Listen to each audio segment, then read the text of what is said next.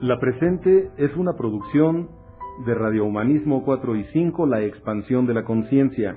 Puedes visitar nuestra dirección electrónica www.radiohumanismo4y5.com. Bienvenido a La Expansión de la Conciencia. Radio Humanismo 4 y 5, porque se puede vivir libre de adicciones. Hola, ¿qué tal? Muy buenas noches y bienvenidos nuevamente a una sesión más de Radio Humanismo 4 y 5, el punto en donde convergen los grupos de autoayuda esta noche del 31 de enero de 2025, con el gusto de poder compartir tiempo y espacio con todos ustedes, agradeciéndoles por supuesto la compañía, la amistad brindada a lo que es estas transmisiones que se realizan o se han realizado ya de manera constante los días martes 9:30 con el maestro Alejandro Gutiérrez, los días miércoles con un servidor y los días viernes con el maestro Roberto Gutiérrez como titular de la transmisión. En unos momentos más nos hará compañía. De momento vamos a comenzar y bueno, de antemano, como ya decía, agradeciéndoles la compañía, el tiempo y la amistad a estas transmisiones. Y bueno, las transmisiones se realizan desde las instalaciones de la Clínica Humanista de Rehabilitación y Expansión de la Conciencia AC, que es en donde se brindan también tratamientos de rehabilitación a pacientes con conductas adictivas y adicciones como tal, lo que es alcoholismo y drogadicción, adicciones de ingesta. Y pues bueno, para mí es un gusto que nos puedan acompañar también. Por cierto, las sesiones familiares, se ha mencionado con anterioridad, están abiertas al público en general. Son todos los días sábados de 1 a 3 de la tarde y es un gusto también que nos puedan acompañar en dichas transmisiones. Entonces, a quien desee sintonizarnos, les agradecemos también la compañía. Y para quienes no me conozcan, mi nombre es Carlos Sánchez, soy psicólogo social y formo parte del equipo de la Clínica Humanista de Rehabilitación y Expansión de la Conciencia. Aquí estamos transmitiendo, gracias a quienes se van conectando, gracias a quienes nos siguen también de forma continua y constante, por el involucramiento que tienen. Esto forma también parte de un proceso al final del día y bueno, es importante ver que haya personas que se preparan, se involucran dentro de un proceso de recuperación y pues bueno, las sesiones familiares, pese a que son o se inauguraron, por llamarle de alguna manera, como parte del tratamiento de la Clínica Humanista para las familias, repito que se han abierto al público en general, porque la problemática de adicciones desafortunadamente, pues como ya muchos sabemos, no se detienen y requieren un trabajo constante y arduo por parte de quienes estamos en el argot de las adicciones. Es importante que haya siempre gente preparándose para poder, no diría yo combatir, sino más bien trabajar a favor de la salud, a trabajar a favor del bienestar y pues una calidad de vida diferente, por supuesto. Es por eso que todo el tratamiento como tal, pues bueno, se hace de manera integral. Entonces, por cierto, también hacer la invitación al grupo Samadhi, que sesiona los días lunes, miércoles y jueves a partir de las 8:40 en las instalaciones de la Clínica Humanista. También aquí se encuentra de manera presencial para quienes pues bueno, tienen la facilidad de acompañarnos en ese sentido, de manera física, y también se realizan transmisiones de forma en línea, vía internet, que es por la plataforma de Zoom, y bueno, también se pueden internet, ya que hay personas que nos acompañan tanto desde foráneos, desde otros estados, tanto como de otros países. Entonces, bueno, es un gusto que nos puedan acompañar también. Si alguien desea información respecto a lo que son los tratamientos de rehabilitación, modelo residencial en la Clínica Humanista, sesiones psicológicas de manera ambulatoria, lo que son las juntas de la clínica los días sábados de 1 a 3 y o cualquier otra información respecto al tratamiento, quedamos a sus órdenes, además de que está a su alcance el adquirir el material que dejó en paz descanse el maestro Roberto Gutiérrez Valdés, en paz descanse. Este material pues son discos o memorias USBs, se pueden adquirir también contactándonos. Temas como codependencia, autoestima, inteligencia emocional, proceso de duelo, límites personales, límites para los hijos, comunicación asertiva entre padres e hijos, entre muchos otros más.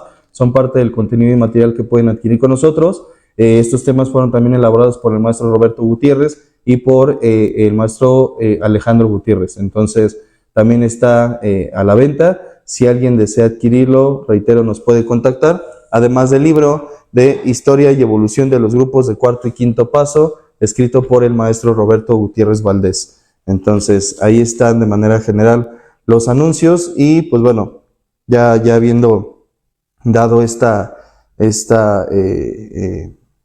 este inicio, vamos a continuar con el tema. Reitero, en un momento más nos acompaña el maestro Roberto.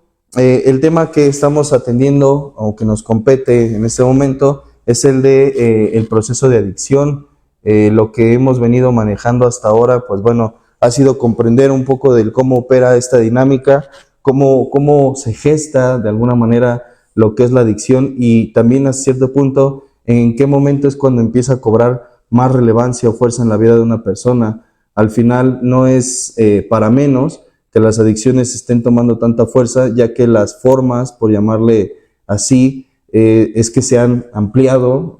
Los medios digitales, por ejemplo, es algo a lo que también se ha referido como un punto de adicción. Ya se daba la referencia de droga, que recapitulando brevemente, droga según la Organización Mundial de la Salud es toda aquella sustancia que ingresada al organismo genera una alteración en el sistema nervioso central y que, basándolo en esta misma referencia, pues bueno, entrarían muchas sustancias, incluidas, por ejemplo, los alimentos.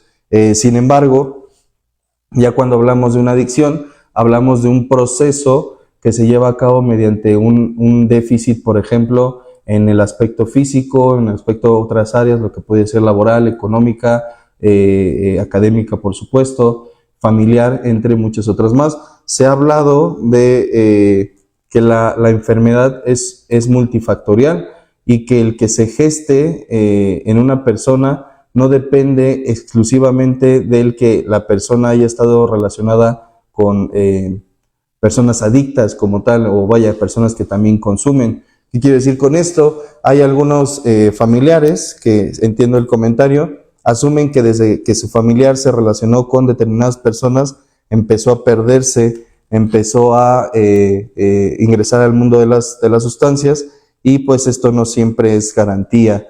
No se puede adjudicar exclusivamente, por ejemplo, a esas malas relaciones, sino se requiere un contexto también previo a esa situación.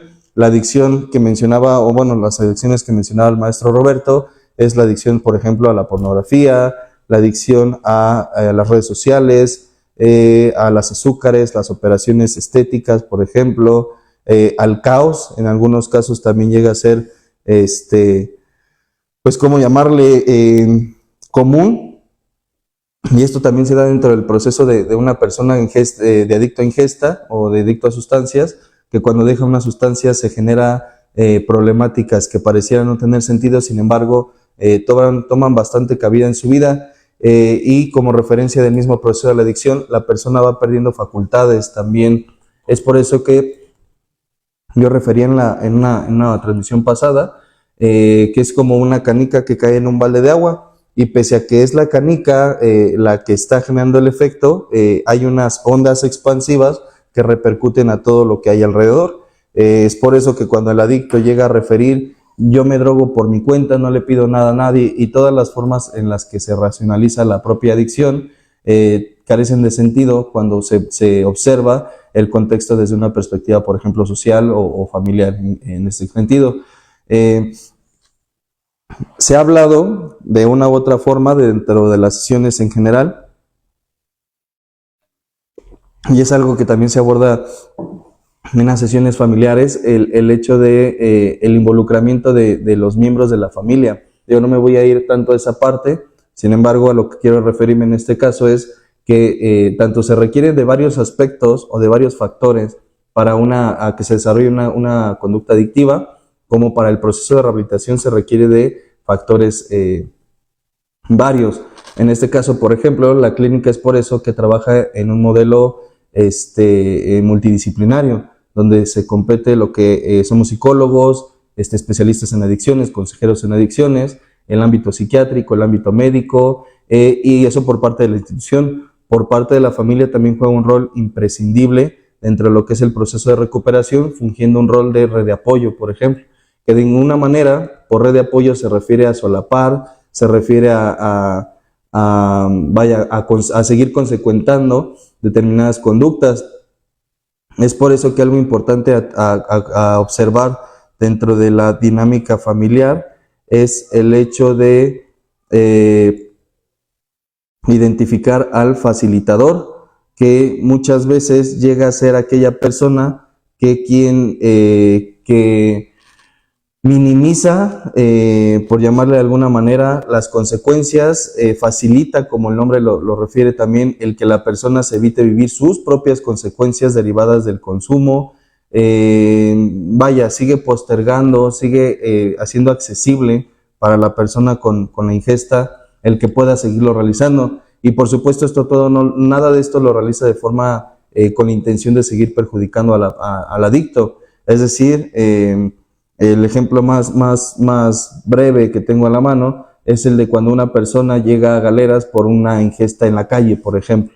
El estar bebiendo alcohol lo llevan a Galeras por una falta administrativa, entre otras cosas, y lejos de vivir sus 48 horas correspondientes, llega el padre, la madre o el facilitador en general, que llega a decirle, te saco, pero que sea la última. Y en esa misma dinámica se genera un círculo vicioso. Eso de manera general, social, hablando en este contexto. Y algo que mencionaba el maestro Roberto, por ejemplo, era la referencia de lo que son las etapas para devolverlo una dependencia ya sea física o psicológica, que en este caso refería a lo que es el uso, el abuso y la dependencia como tal, que también se aclaraba el punto de que en menores de edad, el uso de sustancias no es como tal un uso, sino que se cae directamente en lo que es el abuso de la sustancia, ya que ni psicológicamente, biológicamente o físicamente hablando, la persona está apta para una ingesta de esas sustancias. Además de que no contempla las consecuencias que eso le puede generar en ninguno de los ámbitos en general. Muchas de las ocasiones, quienes iniciamos en su momento un consumo a tempranas edades, en lo que menos pensábamos era en el cómo podía repercutir en nuestro físico esa sustancia. Hablando, por ejemplo, de la apariencia. Llevándolo un poco a un aspecto más interno, nadie que consuma de manera consciente, por supuesto, lo hace pensando en el deterioro que se genera, en el deterioro cognitivo que se puede generar a corto, a mediano o a largo plazo. No es sorpresa que muchas personas, de repente, su argumento sea, yo fumo marihuana, pero nada más es para relajarme, entonces, o para ser creativo,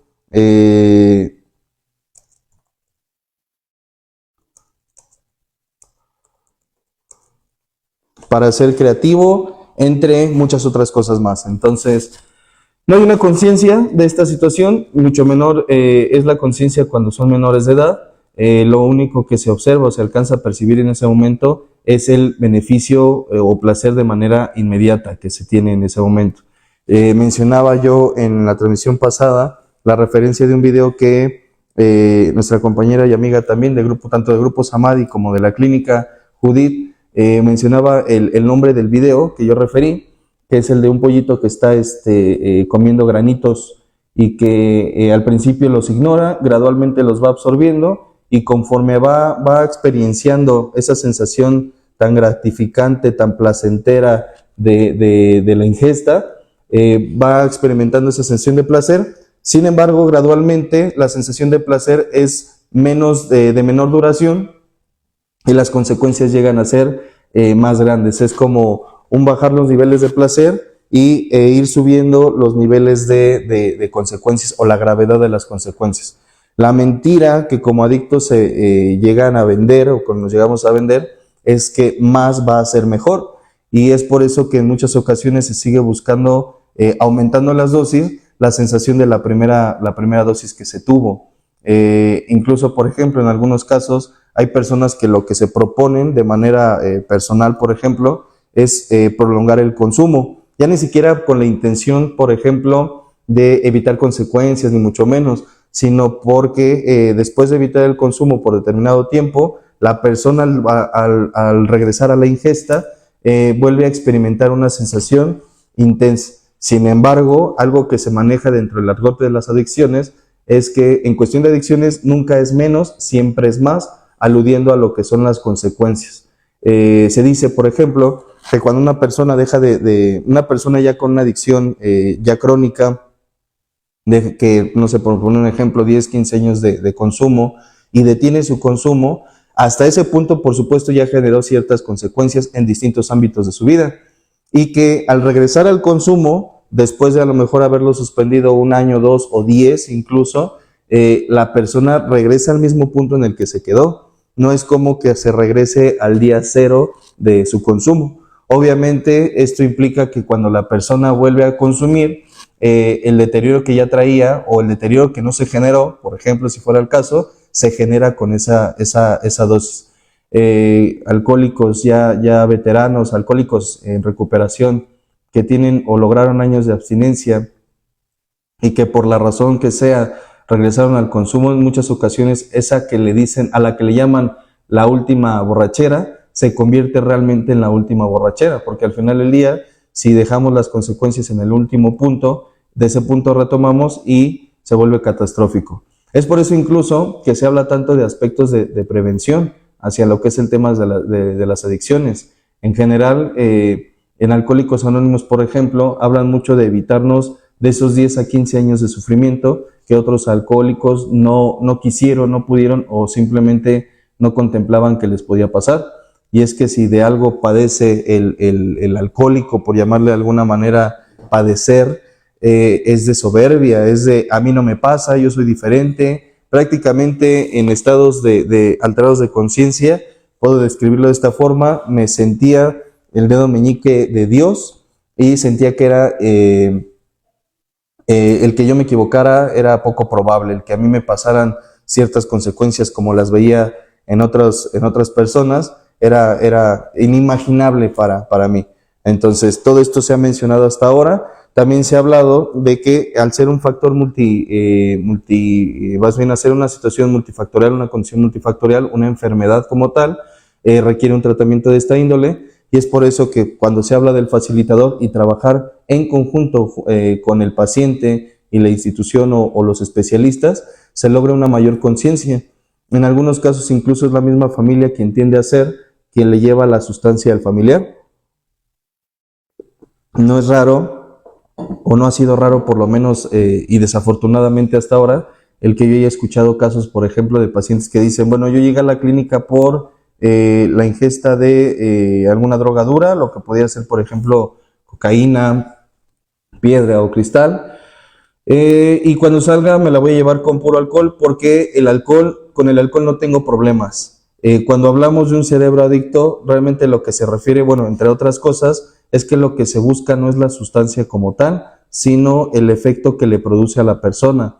Ya no hablando incluso, por ejemplo, de la intención con la que lo hace, que pudiera ser, por ejemplo, fugarse de una realidad, evadir esa realidad, lo vuelven como una pseudo recompensa. Yo lo he comentado aquí con algunos pacientes de la clínica en algunas ocasiones.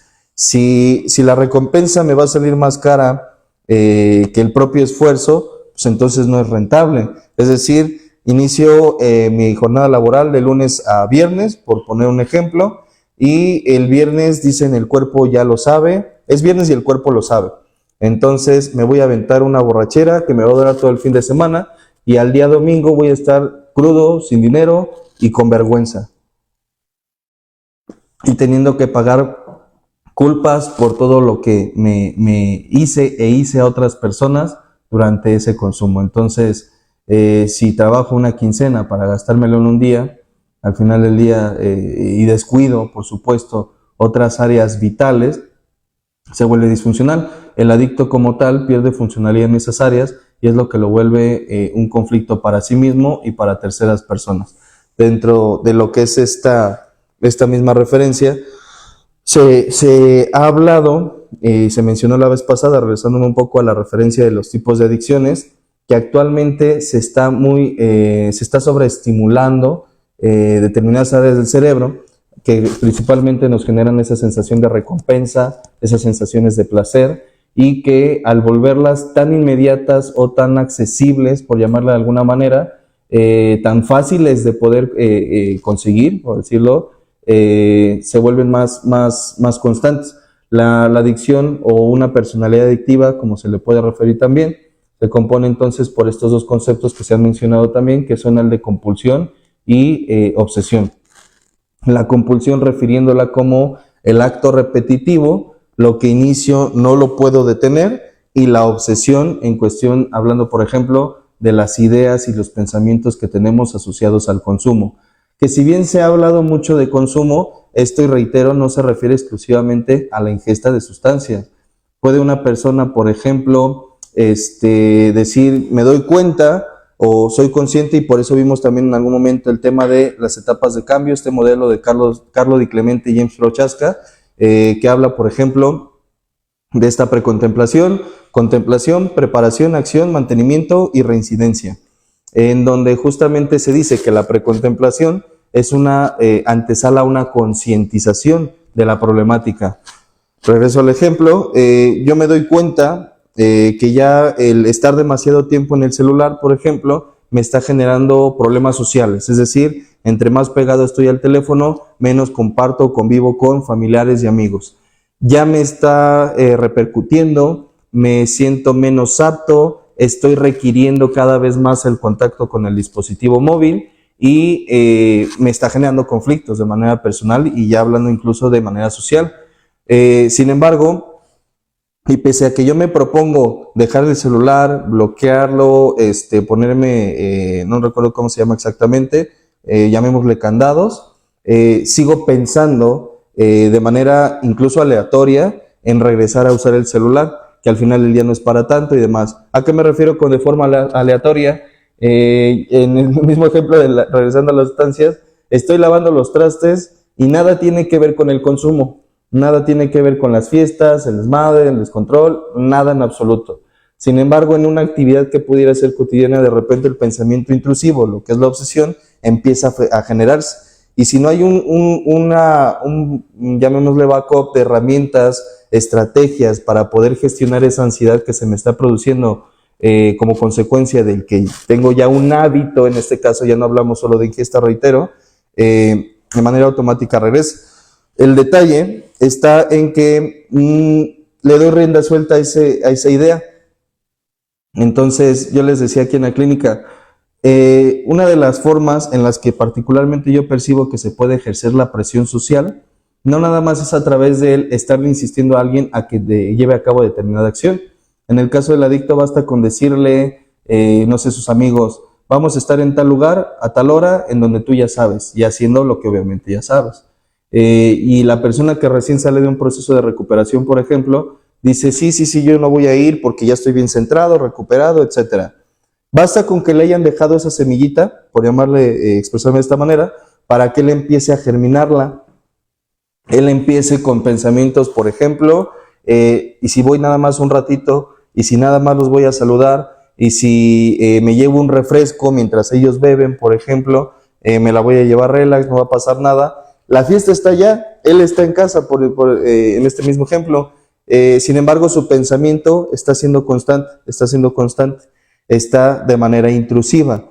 Ya una vez que se empieza, es decir, esa primera copa, como se le conoce en el argot de Alcohólicos Anónimos, es difícil parar, por no decir que prácticamente muy, muy complicado. Me atrevo a decir no imposible, ya que, bueno, bastantes alcohólicos han demostrado que sí puede haber un cambio, que sí puede haber una interrupción de la ingesta, han demostrado que sí es posible esta parte. Entonces, sin embargo, sí me refiero a esta situación como algo muy complicado. De repente, y desde la percepción de cada quien, no falta el familiar, amigo, conocido que al alcohólico le dice, pues ya nada más amárratelos bien, esto es fuerza de voluntad lo que se requiere y simplemente ya no tienes por qué hacerlo. Y estas mismas personas a veces son quienes invitan a la persona con una problemática de adicciones a decirle, ven, yo te llevo y yo te cuido. Y algo que yo he comentado con las familias, por ejemplo, y también con los pacientes, es algo que podrían desmentir cada quien desde su percepción.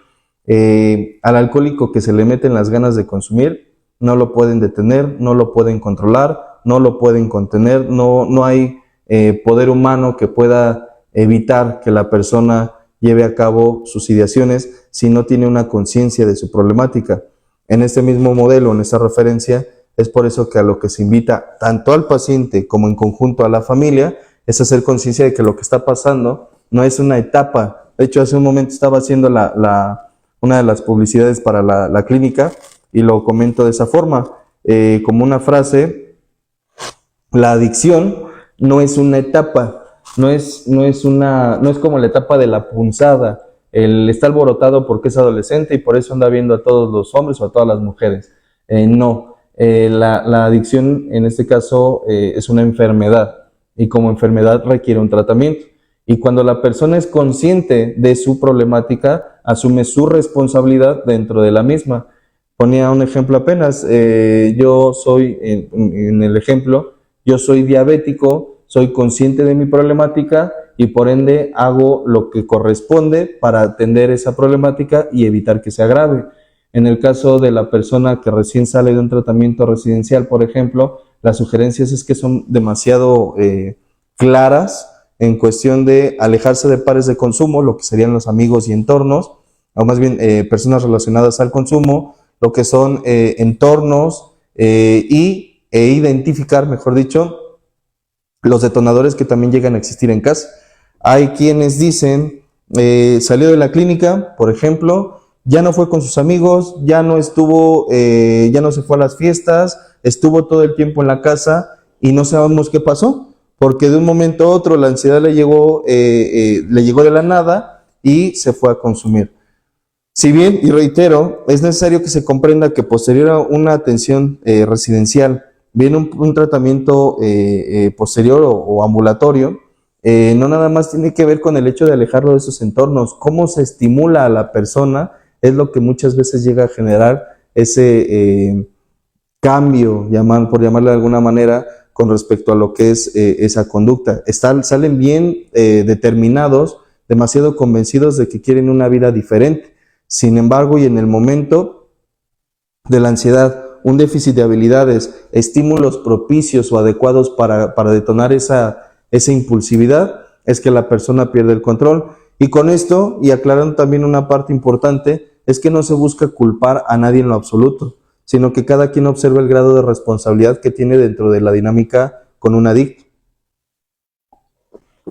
En este ejemplo de qué fue lo que lo pudo haber detonado, si no había pares de consumo, si no había sustancias, si no había fiestas, etcétera, o sea, no había lo que nos dijeron que podía haber. La cuestión es cómo se ha modificado la dinámica familiar.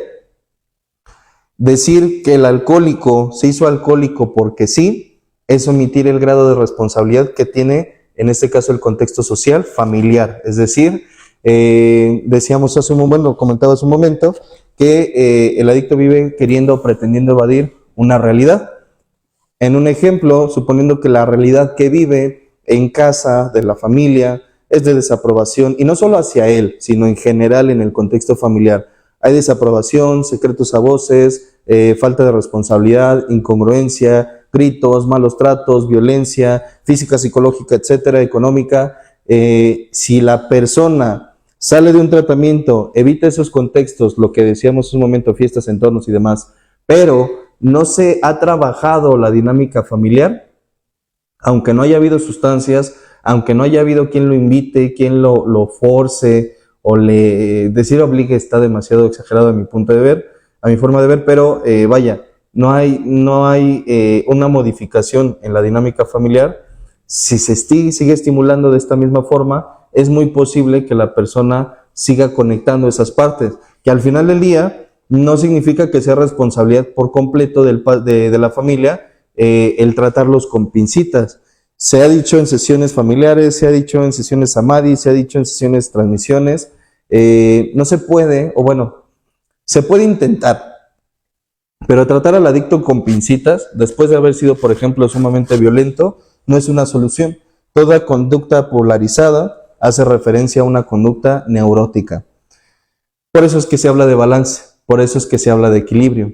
Esas rutas neuronales de las que nos mencionaba el maestro Roberto en las sesiones pasadas, ese que decía en alguna ocasión, probablemente ahorita se comente nuevamente, de las neuronas y las redes neuronales, mejor dicho, el cómo la comunicación se da entre unas y otras, esa comunicación intersináptica, al final del día no solo se estimula por esos estímulos como tal, valga la redundancia, sino por todos los que habían en el contexto de la persona cuando se generó esa ruta. Es decir, estoy en casa, estoy tenso, hay violencia y me encuentro al amigo que me dice fúmate esto y te vas a sentir relajado. Si yo hago una asociación en ese sentido y por lo menos en ese momento genera la sensación de sí, ya no dolor, ya no tristeza, ya no complicaciones, entonces cada que vuelva a experienciar la sensación de enojo, tristeza, depresión, etcétera, voy a recurrir a lo que yo creo me ha podido ayudar. Creo que, y espero no estar diciendo ser tan burdo con esto, la película de Click, quienes la han visto con Adam Sandler, creo que es una referencia hacia esta dinámica.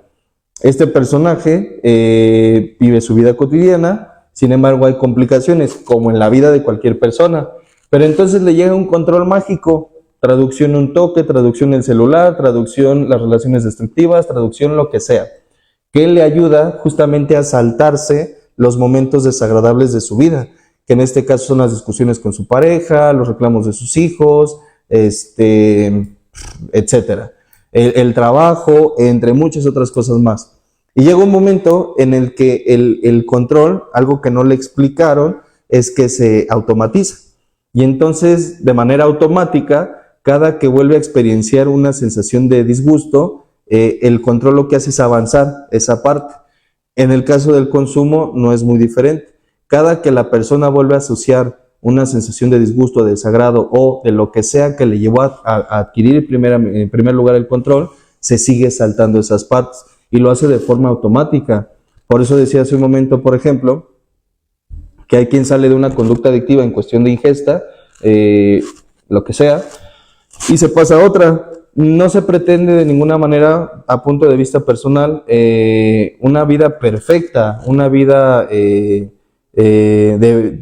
total virtud, sino una vida equilibrada. Incluso se ha referido que lo que sobriedad significa es equilibrio. No se pretende un control neurótico de ya no voy a tomar café, ya no voy a fumar y que nadie fume. El maestro Alejandro el día de ayer en la sesión de Samadhi daba un ejemplo referido a eso. Es mi decisión en este caso y yo estoy dejando de consumir, yo estoy dejando de generarme ese deterioro, ese daño en mi vida.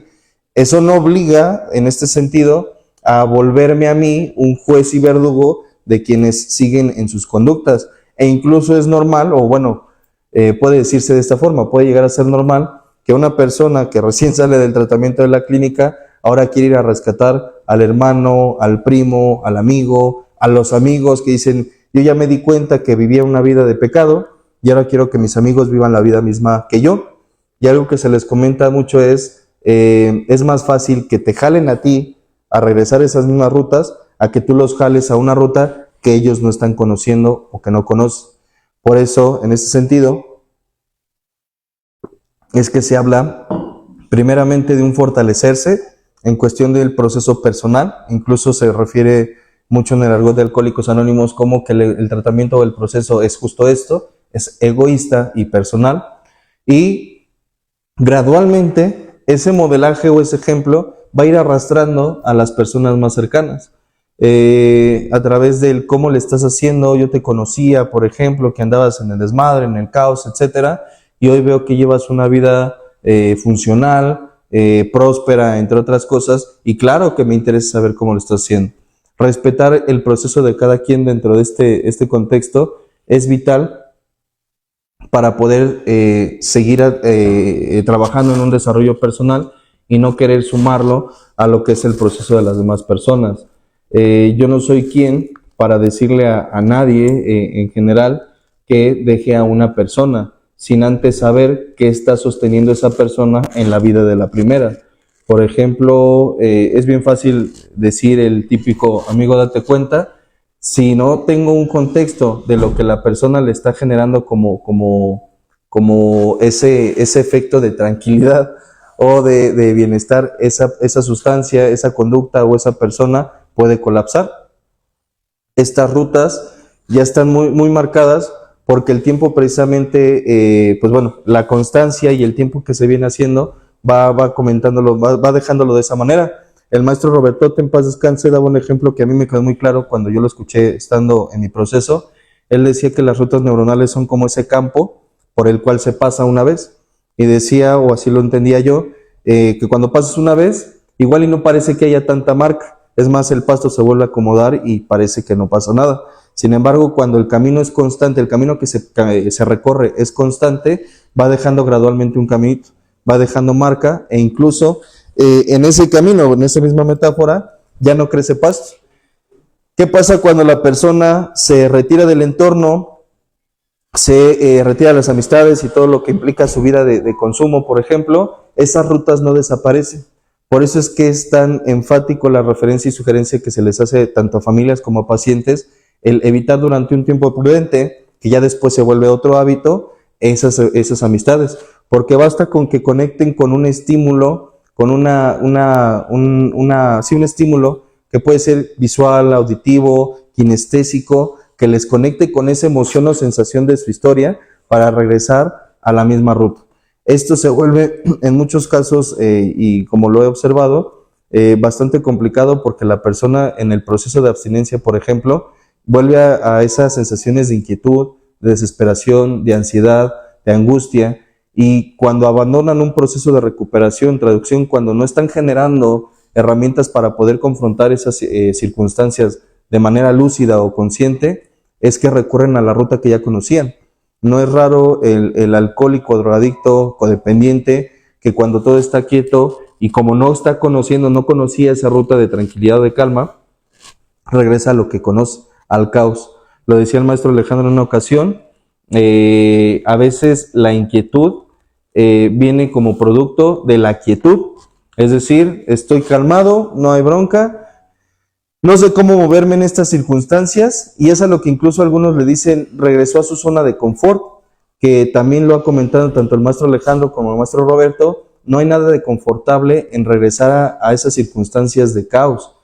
¿Cuál es el detalle? Que regresa a las circunstancias que ya conoce, regresa a rutas conocidas, y de una u otra forma es en donde se sabe mover.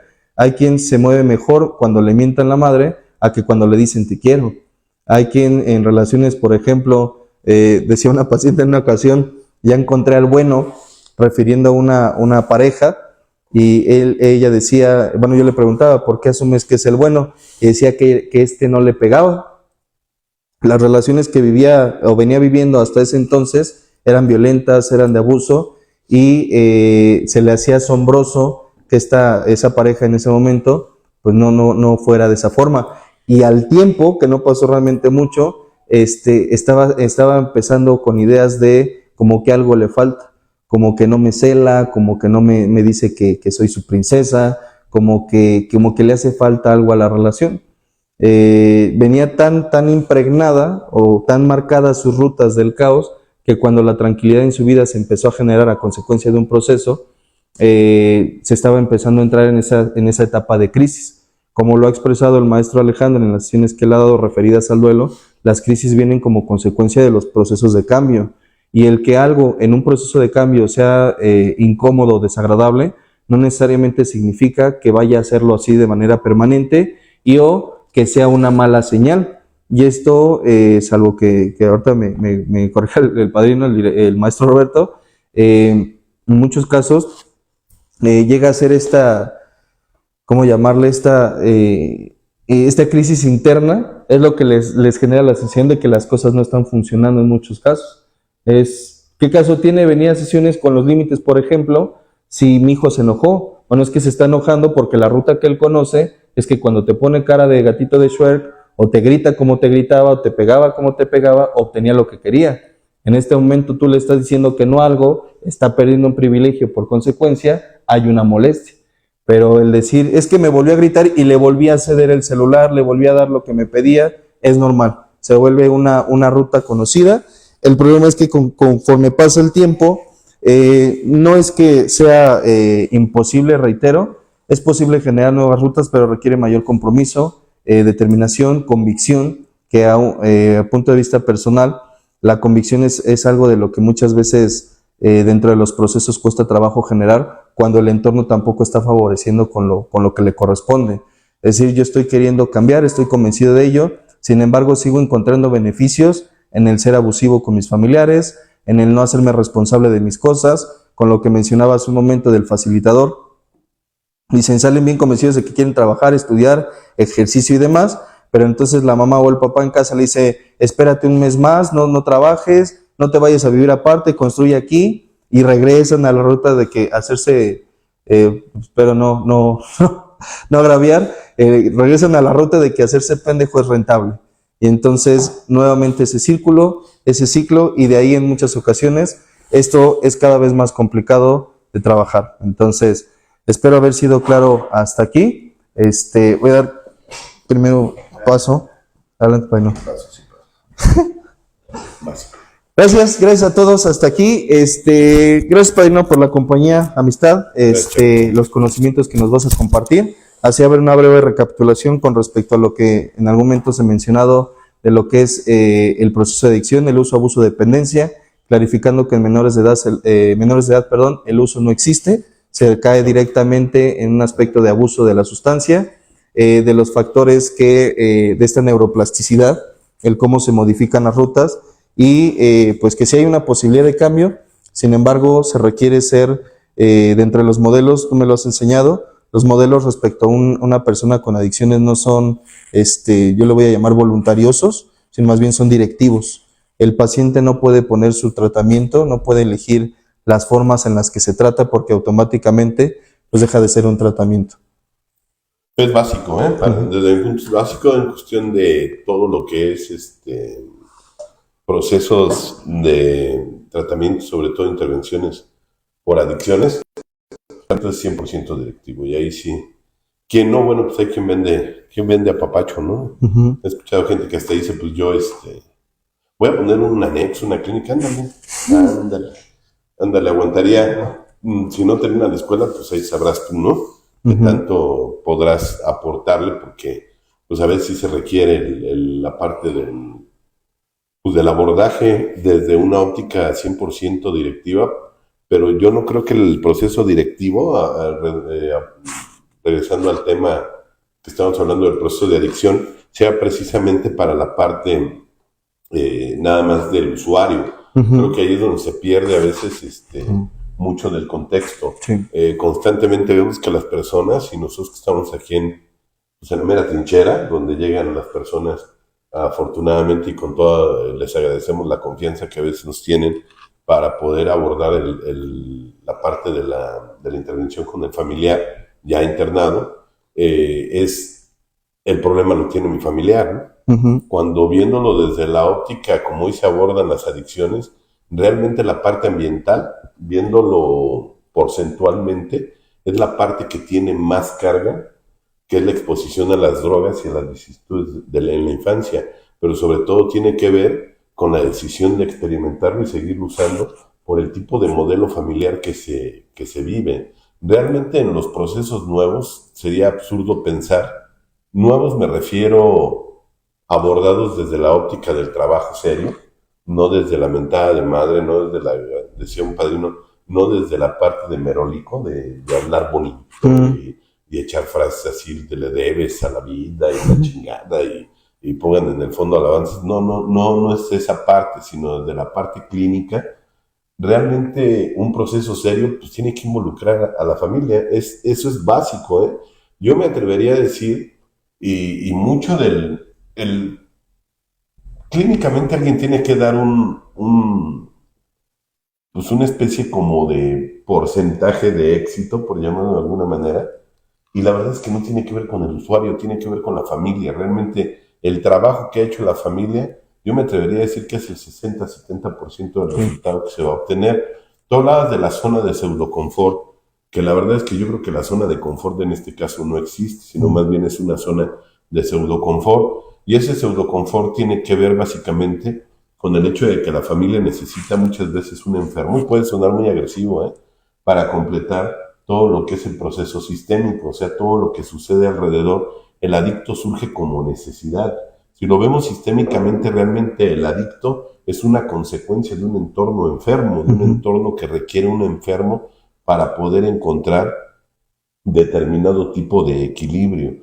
Encuentra una equivalencia relacional muy tóxica donde le va a costar la vida a alguien, en este caso es al adicto, y también ahora con los casos que se ha visto de la violencia que ya generan algunas drogas que los familiares, también le cuesta la vida a veces a las mismas familias o a la pareja o a los hijos. Desgraciadamente no queremos hacer esto amarillista, pero realmente es lo que sucede actualmente en nuestra sociedad.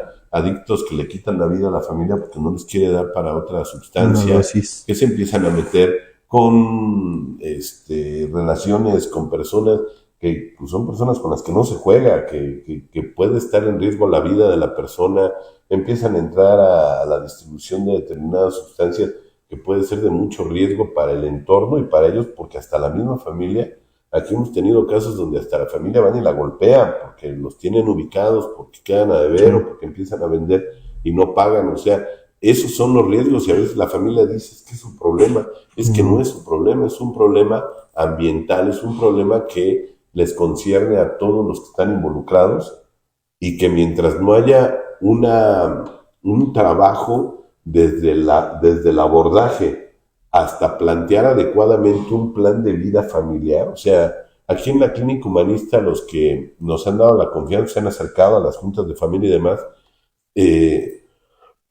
parte del modelo que desarrollamos mi padre y yo en paz descanse, que hoy me estoy acordando mucho de él, parte de lo que proponíamos era desarrollar un plan de vida no nada más para el usuario. El usuario tiene su plan de vida, al ingreso se le entrega su plan de vida, pero se le entrega un plan de vida a la familia también.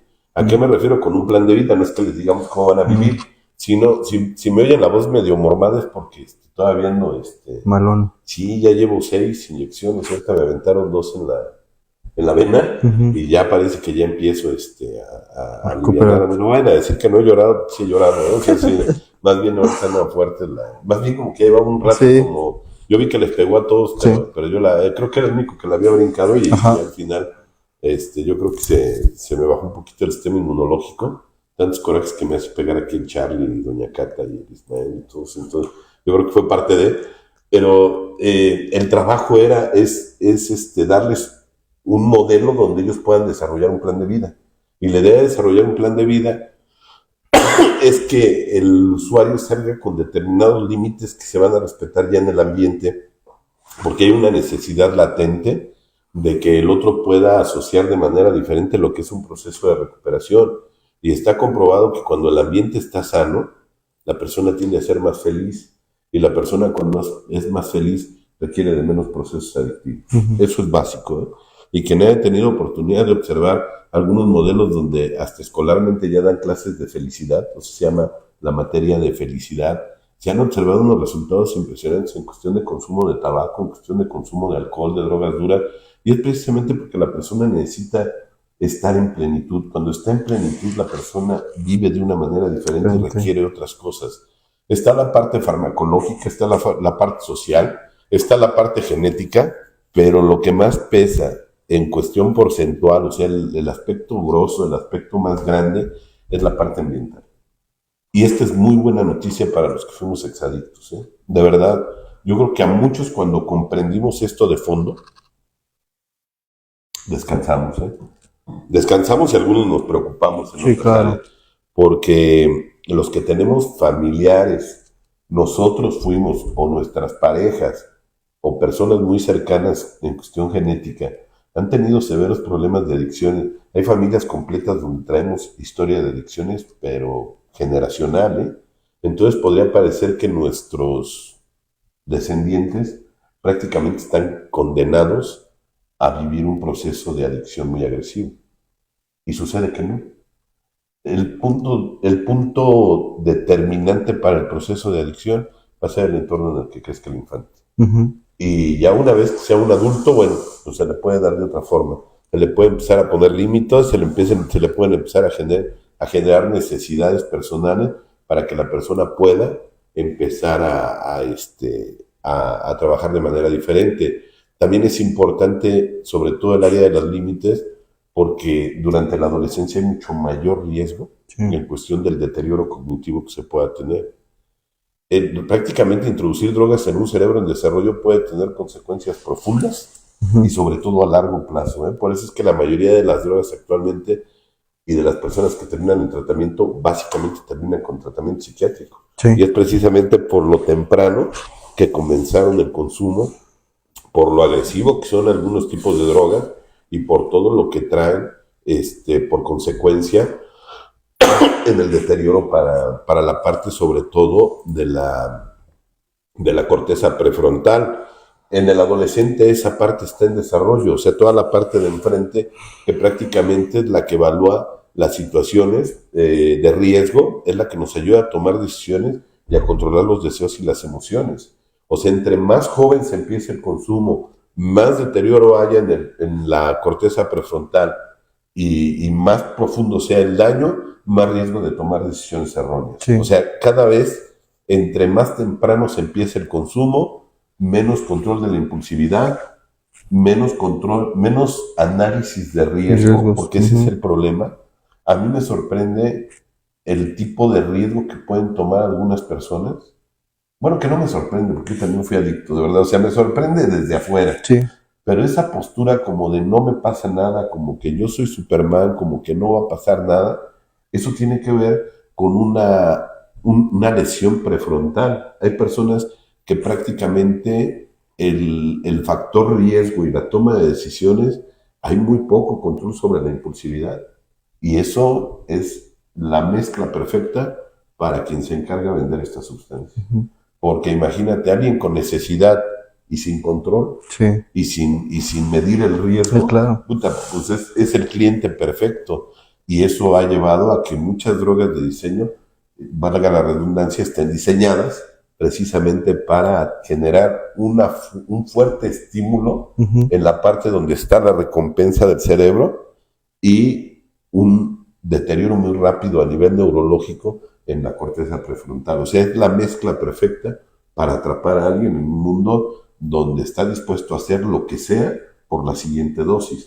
Y esto se agrava, que desgraciadamente si vemos las estadísticas que estaban dando los especialistas y las instituciones federales que se encargan de manejar, que por cierto la van a volver a hacer porque lo hicieron mal. Sí, digo, y qué bueno que lo vieron y lo reconocieron y lo van a hacer de forma adecuada. Pues cada vez es más temprana la edad de inicio de consumo, ¿no? Los estímulos, digo, como se venía mencionando en la sesión pasada también, son cada vez más fuertes en edades más tempranas y en muchos casos, por ejemplo, algo que ayuda mucho a los límites, afianzando un tema que también tú dabas en una ocasión, es el de las vacunas de frustración. El demasiado estímulo, o más bien estímulos demasiado fuertes y figuras que no figuran autoridad, por llamarlo de alguna manera, que yo lo veo, no sé si compartes, padrino, muchas personas que creen que las reglas, como coloquialmente se dice, son para romperse, que las figuras de autoridad te las puedes brincar, que puede no haber consecuencias a las cosas que hagas, ese pensamiento mágico totalmente irracional, totalmente fuera de la realidad, les lleva justamente a pensar que sí son capaces de lograrlo en cualquier momento.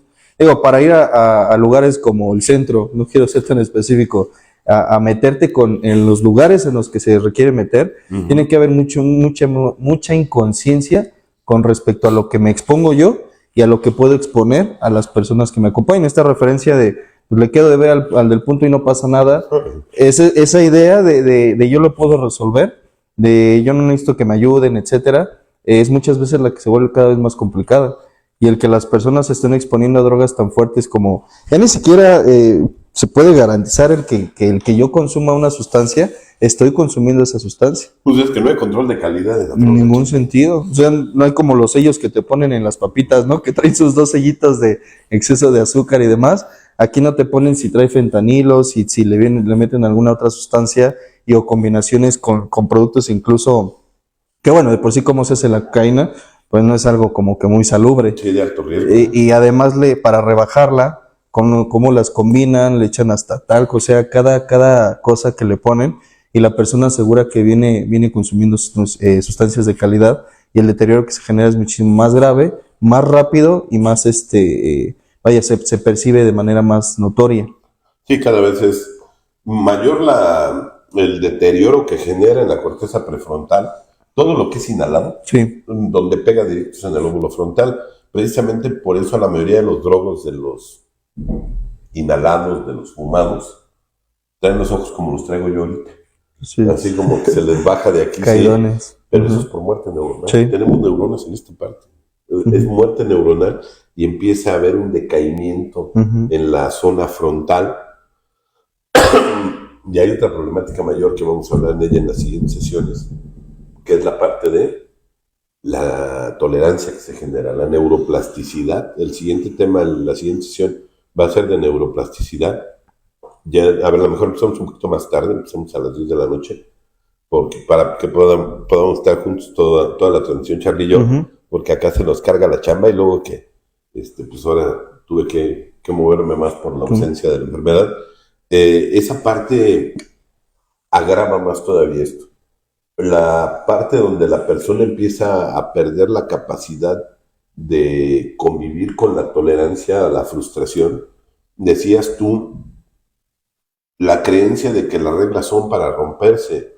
Por lo regular tú estás cuando yo doy las sesiones para la familia y yo les hago constantemente esa pregunta, ¿para qué son las reglas? Y a mí lo que me impacta no es que lo digan las personas que están en tratamiento, a mí me impacta que lo dicen las familias. Los padres. Para romperse, no, las reglas son para dar funcionalidad, para respetarlo. Esa sería una jungla y sería la ley del más fuerte. Claro. Pero desgraciadamente ese tipo de creencias son heredadas, son herencias generacionales y eso empieza a generar un deterioro muy, muy marcado en que la persona cada vez va a tener menos tolerancia para convivir con la frustración. Añádele eso, la parte del deterioro cognitivo, la parte del deterioro frontal y el tipo de estímulos que está teniendo, se genera una adicción a la nada, o sea, a que el otro si no tiene impulsos y estímulos muy fuertes, entonces como que nada vale la pena. Y lo vemos muy claro actualmente con esta generación de jóvenes que tienen internet, traen un teléfono que tiene más funciones que lo que ya está operando su cerebro. Más inteligente que... Sí, de verdad, que traen un smartphone que tiene muchísimas capacidades, traen internet todo el tiempo, tienen un Xbox que ya parece que estás viendo una película en vez de estar jugando videojuegos, y dicen que están aburridos, ¿no? O sea, esa es la parte donde podría parecer que ningún estímulo llena, y es por el tipo de sociedad en la que actualmente estamos viviendo, no hay espera. Yo le decía a una persona, pues con razón no duermes, ¿no? O sea, te puedes aventar una serie completa en una noche. O sea, no tienes que esperarte cada semana para ver el siguiente capítulo. Todo ya es comida rápida, todo son relaciones rápidas, todo ya es rápido. La persona ha ido perdiendo cada vez más tolerancia. Lógicamente salen a la vida real. Sí, claro. Y en los trabajos, pues no encuentras una dirección a los 18 años. O sea, no llegas a una gerencia a los 18, y mucho más si no fuiste a la escuela, ¿no? Pero piensas que por ser hijo de quien eres, pues tienes derecho a cosas que a lo mejor los demás ya trabajaron. Exactamente. ¿Sí recuerdas que había un cabrón aquí que venía a hacer según su servicio y que nunca hizo el servicio porque no estaba en la escuela? Sí. Y se enojaba él mucho porque yo me salía en las tardes al gimnasio, ¿no? Y en una ocasión le decía a Alejandro, es que estoy molesto porque Roberto se sale y se va al gimnasio, ¿no? Le dice, mejor que no te escuche, ¿no? O sea, mejor que no te escuche, sí sabes por qué se sale, ¿no? Y ya el otro le dio una explicación, pero el otro llegó de pasante y se quería sentar en el escritorio del director, ¿no? O sea, es que ese es el problema. Sí. Así, imagínate el nivel de frustración con el que va a vivir esa persona cuando llegue una empresa, cuando llegue un trabajo, cuando tenga una familia. Va a ser muy agresivo porque pues no hay tolerancia a la frustración. Y esto se aprende a nivel ambiental, ¿eh? Esto se aprende con la familia, esto se aprende en casa, esto se aprende con tus vacunas de frustración cuando te dicen no. Y si el consumo empezó a edad más temprana, menor tolerancia a la frustración y más riesgo de tomar decisiones erróneas. Como que la parte del cerebro que hace los procesos de riesgo queda deteriorada, y eso va a generar muchos problemas.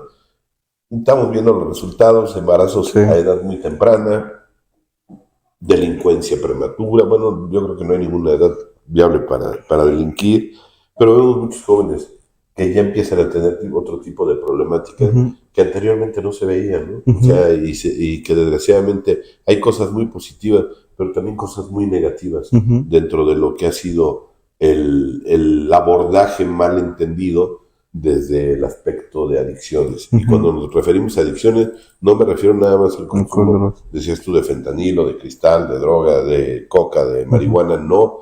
El tipo de adicciones como a la codependencia, ¿no? El tipo de adicciones a las situaciones de alto riesgo, al fatalismo. Vemos que están subiendo las estadísticas de suicidio cada vez más jóvenes. Se empieza a haber muchos problemas de salud mental, y es precisamente porque cada vez está más deteriorado. Hay investigaciones muy buenas. El otro día estaba viendo unas estadísticas que mandó uno de los doctores con los que estudio, y es impresionante cómo el índice de divorcio, o sea, no de divorcio necesariamente, sino de desintegración familiar, en la proporción que ha ido subiendo, en la misma proporción han ido subiendo las enfermedades mentales. Es impresionante el soporte y el backup, toda la base que da el entorno familiar. O sea, el entorno familiar de verdad es impresionante para alcanzar una salud mental, porque la persona termina enfermándose, termina permeándose de la locura familiar. Creo que no hay otra manera de decirlo. Y que esto viene de un fenómeno de gallinero, ¿no? Los de arriba le avientan de los de abajo, los de abajo más abajo se pone peor. Que ahorita, como decías, en un comentario una persona me decía, comentaba, ¿no? Que la generación de cristal, eso siempre ha existido. Y es que nadie nunca ha dicho que no. La cuestión es que, viéndolo estadísticamente, las referencias es que ha ido en aumento, y con factores tan específicos como lo que es la desintegración familiar, que a muchos se creía, ¿no? Que estamos juntos por los hijos para darles una vida bien, que no tiene que ver nada seriamente con eso, sino ver padres sanos, ver padres estables, que hay una buena interacción y comunicación. El divorcio no es sinónimo de agarrar a los hijos, como tú lo has expresado, hijazos, por ejemplo, y que hay padres que, aún estando juntos, agarran a los hijos de esa manera. No tiene que ver con negar esta realidad, o más bien argumentar que recién se está dando. Se ha dado desde de tiempo atrás.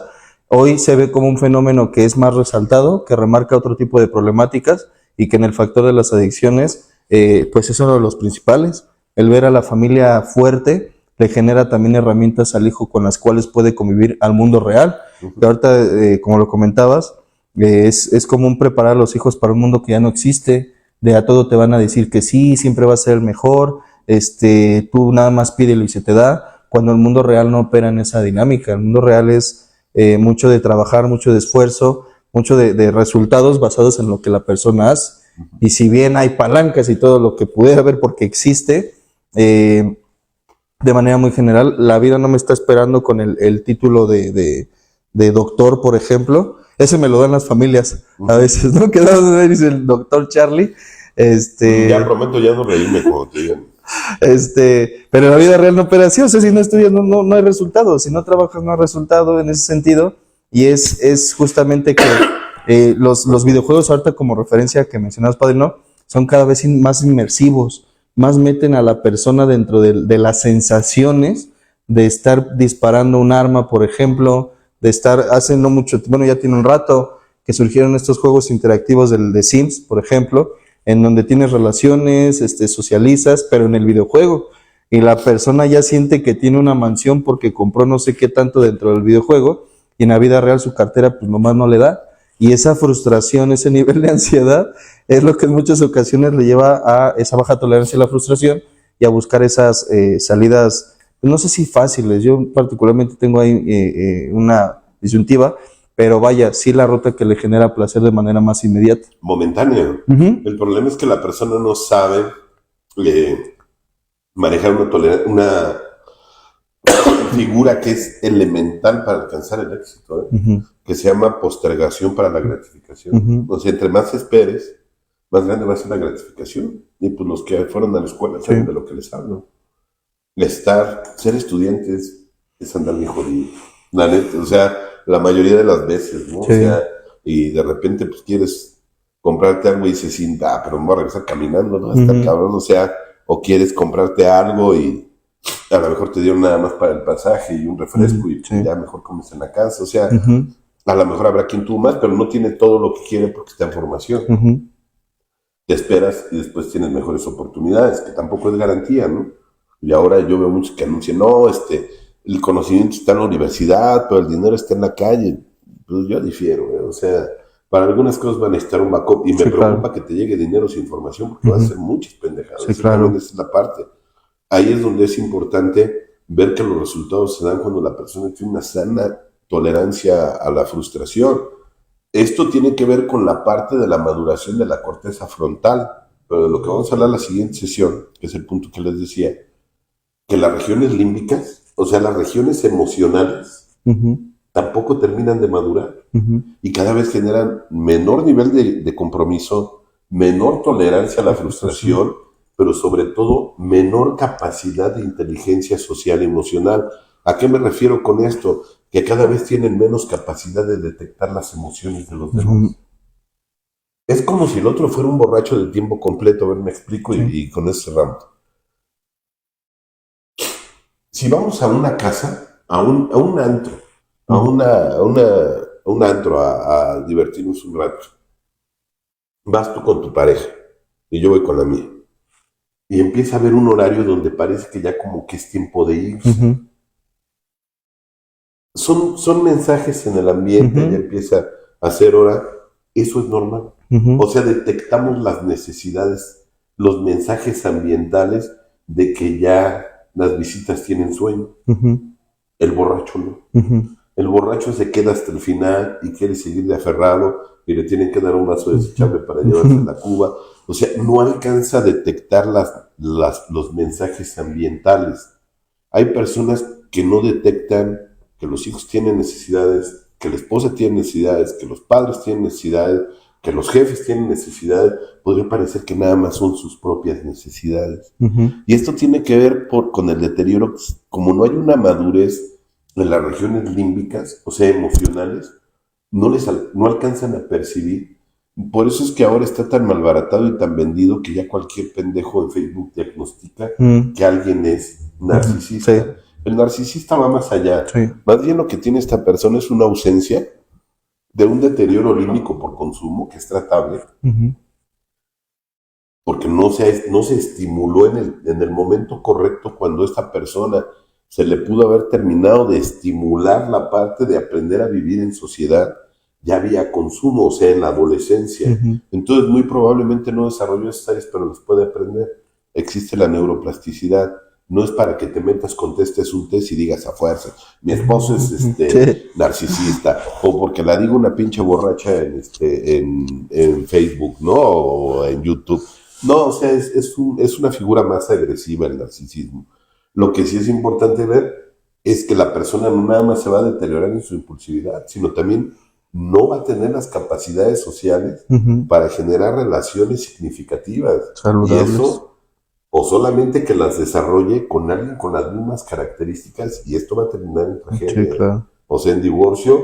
El problema es que este tipo de personas se reproducen, no de verdad, y los hijos requieren una persona que pueda cubrir sus necesidades. Sí, claro. Y lo escuchamos constantemente, es que yo no sé abrazar. Pues aprende, cabrón, porque a tus hijos les surge. Sí, claro. Tienes una hija que necesita que le dé seguridad, tiene un hijo que necesita que sea su figura espejo. Ese tipo de estupidez es fuera de tu vida, ya no hay cabida. Argumentar. Claro. Eso es precisamente porque empieza a haber un deterioro en la zona límbica, que lo vamos a ver en la siguiente sesión. Sí, y con referencia, y de mi parte también, como comentario breve, el verse exclusivamente a sí mismos y sus necesidades, el alcohólico, por ejemplo, dice el paciente, ya quiero salir porque ya estoy listo. ¿Y tu familia cómo está, no? O sea, también es importante contemplar a la familia durante el proceso, porque si ya me quiero salir, llevo un mes, o sea, a lo mejor tú sientes que ya adquiriste todas las herramientas, pero tu familia también requiere aprender a prepararse, establecer límites personales, a manejar una comunicación más asertiva, o sea, estructurarse en distintas áreas. e incluso cuando se llega a interrumpir un proceso y la familia también de manera involuntaria, por llamarle de alguna manera, interrumpe también su proceso, se genera ese choque otra vez y regresan a lo mismo una y otra vez hasta que se completen. De manera personal, cada quien haga lo que le corresponde. A veces es al revés, Charlie. A veces la familia es, o la pareja, ya lo quiero así, sí, porque a mí me hace falta. Ok, entonces se lo cargue la chingada porque tú ya quieres. Lo extrañas. Ahí, ¿no? Pues, o sea, pero el madriado es el otro, ¿no? Dicen. Está complicado, ¿no? Vamos a despedirnos, Charlie. Sí. Leemos los mensajes, ¿no? Sí, ya me iba así. Enrique Carrasco, un saludo, Enrique. Buenas noches, Rick, Charlie, maestro Roberto, saludos y gracias por compartir. Gracias, Enrique, te mando un abrazo a toda la familia. Y César Cortés, que vendría siendo, ya se metió aunque sea Facebook, el Peters, algo hizo el cabrón. Es que sí nos llevamos, le mando un abrazo. Buenas noches, Robert, Charlie, a todos en cabina, un saludarnos, el Peters de Tepito. Abelina Hernández dice, hola, buenas noches para todos los presentes. Sony Calixto dice, hola, buenas noches, saludos a todos, gracias por compartir. Muchas bendiciones para todos, excelente noche para todos, licenciado Carlos. Gracias. Abelina dice, gracias por compartir. Yael, que creo que es... La rana. El niño unicornio. El niño unicornio. Oye. Es un insulto para mí. Hola, Carlos, te mando un fuerte abrazo y un cordial saludo, gracias por tus conocimientos. Igual mandar un abrazo y un saludo especial al padrino Roberto. Gracias, mi querido Yael. Catalina Galindo dice, saludos, bonita noche, gracias, Catalina, igualmente. Luis Fernando Horta Salcedo dice, saludos, licenciado Charlie, gracias por regalar tu conocimiento para mejorar, un abrazo. Gracias, Luis. Querida Saltamonte dice, buena noche, aquí llegando, bienvenida, querida.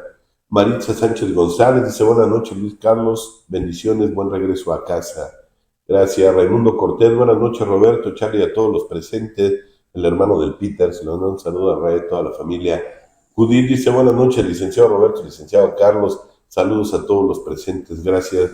Una amiga muy querida, Maya Aguirre, también psicóloga, buena psicóloga, también le entra fuerte a las adicciones, no me refiero al consumo, sino me refiero al trabajo. A la atención. Fuerte con la atención a los adictos. Dice, buenas noches, saludos, Mike. Jovas DiCaprio dice, Jovas presente. Jovas. Ya pórtate bien, Jovas. Isaías Martínez dice, saludos, mi padrino, reportándome desde el estado de Guerrero. Un abrazo a toda la gente de allá de Guerrero. Anda chambeando duro el Isaías, Vino a apoyar acá y anda chambeando duro. He visto tus publicaciones. Felicidades, padrino. Y gracias por el servicio. Les ve muy bien, vas a ver, primero Dios.